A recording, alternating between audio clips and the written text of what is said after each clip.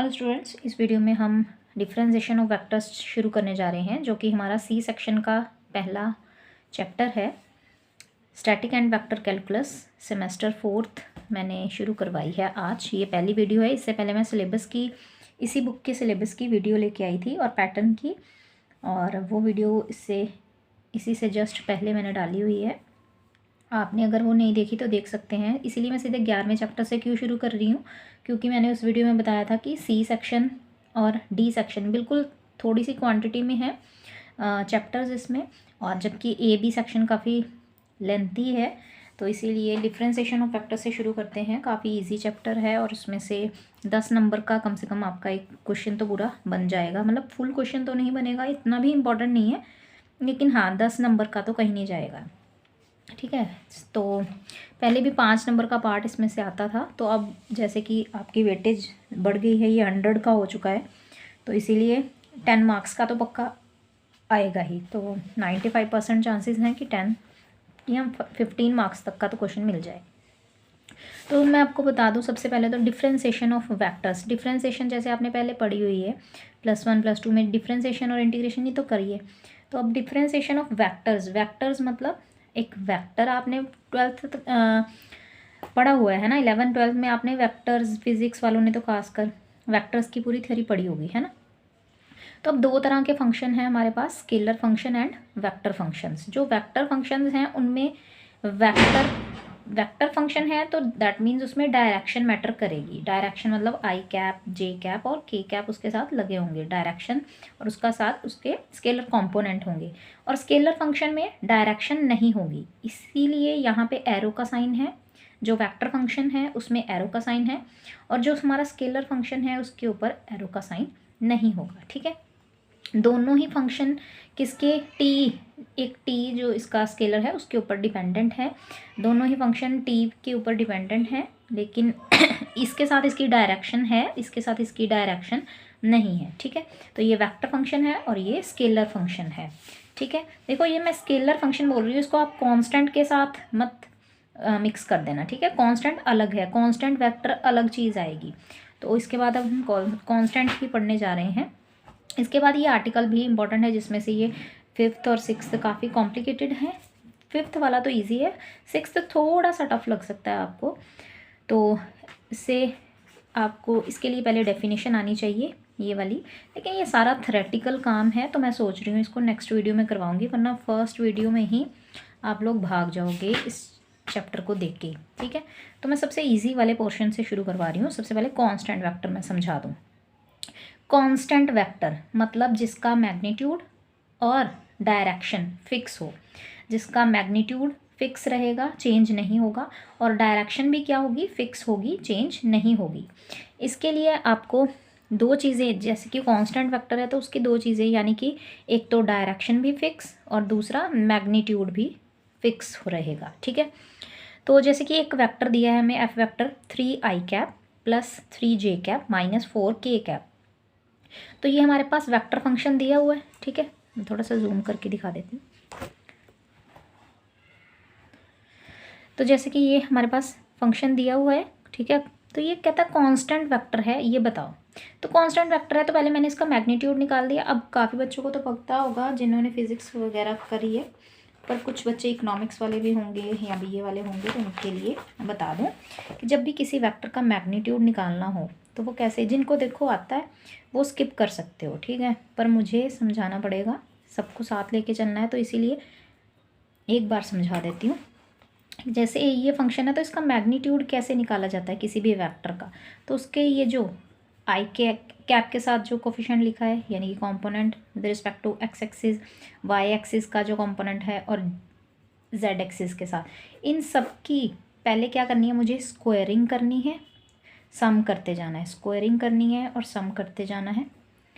ठीक है, ऐड करके इनको अंडर रूट कर देंगे तो हमारे पास मैग्नीट्यूड मिल जाएगा इस वेक्टर का, मतलब वेक्टर की लेंथ कितनी है वो मिल जाएगी। मैग्नीट्यूड मतलब लेंथ ऑफ अ वेक्टर, तो वेक्टर के लिए लेंथ मिल जाएगी। ठीक है, तो वेक्टर की लेंथ मेरे पास क्या आ जाएगी, इस तरह से हम इनको ऐड कर लेंगे तो हमारे पास इसकी प्रॉपर लेंथ मुझे मिल जाएगी। ठीक है, तो ये आप देख सकते हैं यहाँ पे।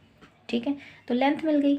इसके बाद अगर हम इसकी डायरेक्शन की बात करें, ठीक है, डायरेक्शन रेशोज़ या डायरेक्शन नंबर्स, ठीक है, तो डायरेक्शंस की बात करें तो डायरेक्शन क्या आ रही है, 3 3 -4 लिखा।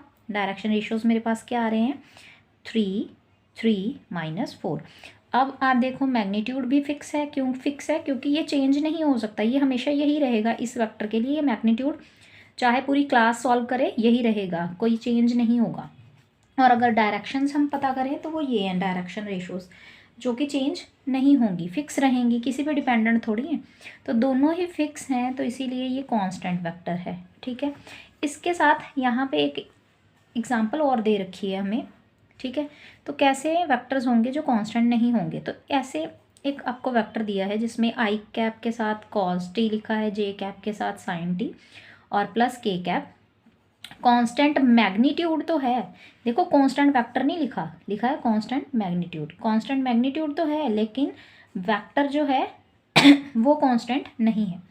मैग्नीट्यूड कांस्टेंट है, क्यों, क्योंकि जब मैंने एफ वेक्टर का मैग्नीट्यूड निकाला तो कोफिशिएंट ऑफ मतलब जो आई कैप के साथ है उसका स्क्वायर किया, जे कैप के साथ कोफिशिएंट का स्क्वायर, के कैप के साथ 1 है उसका स्क्वायर किया, ऐड किया, तो यहाँ पे cos square plus sine square theta का फॉर्मूला 1 है ना, इक्वल्स टू 1 लगा के आइडेंटिटी, और 1 + 1 दैट इज 2 अंडर रूट। तो √2 तो कांस्टेंट है, यानी कि मैग्नीट्यूड तो कांस्टेंट है, लेकिन जो डायरेक्शन रेशोज़ हैं वो क्या हैं, cos T, sine T and 1। तो अब देखो ना ये डिपेंडेंट है, अगर टी की वैल्यू मैं 0 डिग्री रखूँगी तो यहाँ पे 1 आ जाएगा, यहाँ पे 0 आ जाएगा, यहाँ पे 1 आ जाएगा। अगर टी की वैल्यू मैं 90 डिग्री रखूँगी तब ये फिर से चेंज हो जाएगा, 45 रखूँगी तब चेंज हो जाएगा।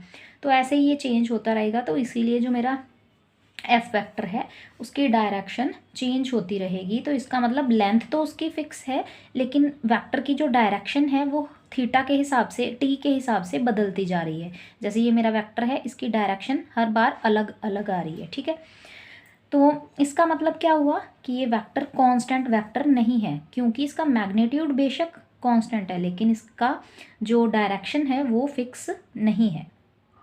इसके अलावा एक और एग्जांपल आपको दे रखी है एफ वेक्टर की। एफ वेक्टर कहता है कांस्टेंट डायरेक्शन। अब इस वेक्टर में डायरेक्शन कांस्टेंट होगी लेकिन जो मैग्नीट्यूड है वो कांस्टेंट नहीं होगा, ठीक है। पहले हमने मैग्नीट्यूड सॉल्व किया, तो मैग्नीट्यूड मतलब एक्स के with respect to X axis की तरफ जो उसकी कंपोनेंट होगी, यानी कि 2t, तो 2t का स्क्वायर किया तो 4t स्क्वायर। मैग्नीट्यूड निकाल रहे हैं तो 9t स्क्वायर, यहाँ पे 4 4 ज़ा 16t स्क्वायर, ठीक है। तो अब आई कैप के साथ जो था, जे कैप के साथ के कैप, उन सब का स्क्वायर करके ऐड किया, अंडर रूट सॉल्व किया, तो √t तो बाहर निकल आया लेकिन अंडर रूट 29 रहा। अब देखो ये डिपेंडेंट ही तो है टी की वैल्यू पे, अगर टी को 1 पुट करूँगी तो ये √29, 2 पुट किया तो 2√29, 3 पुट करूँगी तो 3 × √29 है ना। तो ये डिपेंडेंट होगी टी की वैल्यू पे, टी जो लोगे वैसे ही ये वैल्यूज़ कम हो जाएगी, ज़्यादा हो जाएगी, ऐसे हो जाएगा। अब आप बोलोगे इसकी डायरेक्शन फिक्स कैसे हुई, ठीक है। मैग्नीट्यूड तो मैंने देखा कि ये चेंज हो रहा है, नॉट फिक्स, है ना। जो इसका मैग्नीट्यूड है वो चेंज नहीं हो रहा, दैट मीन्स ये कांस्टेंट वेक्टर तो नहीं है, ठीक है, क्योंकि इसका मैग्नीट्यूड फिक्स नहीं है, वो तो है ना, डायरेक्शन चेक करने की ज़रूरत ही क्या है। लेकिन उन्होंने बोला है, हमें पूछा है कि जो डायरेक्शन है उसकी वो भी बताओ कि वो फिक्स है लेकिन मैग्नीट्यूड फिक्स नहीं है, ठीक है। वैसे तो ये कांस्टेंट वेक्टर नहीं है, क्यों, क्योंकि इसका मैग्नीट्यूड ही इसको धोखा दे चुका है, ठीक है। अब मैं इसका डायरेक्शन रेशो निकालती हूँ तो वो आएगा coefficient of x, coefficient of I cap मतलब 2t, ठीक है, कॉमा 3t, कॉमा 4t। लेकिन हमें पता है डायरेक्शन रेशोज़ का एक रूल होता है कि उनमें कुछ भी कॉमन आपस में नहीं होना चाहिए। तो इसमें तो t कॉमन है, तो इसको कट कर देंगे यहाँ से, ठीक है, तभी ये डायरेक्शन रेशोज़ बनेगी। यानी कि डायरेक्शन रेशोज़ मेरी क्या होंगी, 2, 3 एंड 4, ये है मेरी डायरेक्शन रेशोज़। इनमें कुछ भी कॉमन नहीं है, ये है मेरी डायरेक्शन रेशोज़। अब डायरेक्शन रेशोज़ बताओ, इसमें कुछ कॉमन नहीं है और ये नंबर किसी पे डिपेंडेंट भी नहीं है, 2, 3, 4 हमेशा यही रहेंगे। ये टी की वैल्यू पे डिपेंडेंट थोड़ी है, जो ऊपर वाली एग्जांपल में जैसे था वैसे नहीं है ना। इसका मतलब इस एग्जांपल में जो कांस्टेंट है, कांस्टेंट मैग्नीट्यूड नहीं है, लेकिन जो डायरेक्शन है वो फिक्स है, ठीक है, डायरेक्शन फिक्स है। जो ऊपर वाली ये सेकंड एग्जांपल थी, इसमें कांस्टेंट मैग्नीट्यूड था, लेकिन जो डायरेक्शन थी फिक्स वो नहीं थी, ठीक है। और ऊपर वाली जो सबसे पहली एग्जांपल थी उसमें डायरेक्शन भी फिक्स है और मैग्नीट्यूड भी कांस्टेंट है, यानी कि फिक्स है, तो इसका मतलब वो कांस्टेंट वेक्टर था। ये दोनों कांस्टेंट वेक्टर्स नहीं है। फिलहाल इस वीडियो में इतना ही। ये बिल्कुल मैंने बेसिक सा समझाया है, नेक्स्ट वीडियो से हम और लेवल थोड़ा बढ़ा देंगे ताकि आपका चैप्टर में इंटरेस्ट बना रहे, और अच्छा कंटेंट ही करेंगे, सिर्फ जो मोस्ट इंपॉर्टेंट होगी उसी पे फोकस करेंगे ताकि जल्दी जल्दी हमारा जो है सिलेबस कवर हो जाए। दूसरी बुक भी जल्दी आपको करवाना शुरू कर दूंगी, लेकिन उसमें काम ही सिर्फ 2 दिन 1-2 हफ्ते का है, ठीक है। उसकी मैं लाइव क्लासेस लेके ख़त्म कर दूंगी उसको जल्दी। तो चलिए मिलते हैं अगली वीडियो में।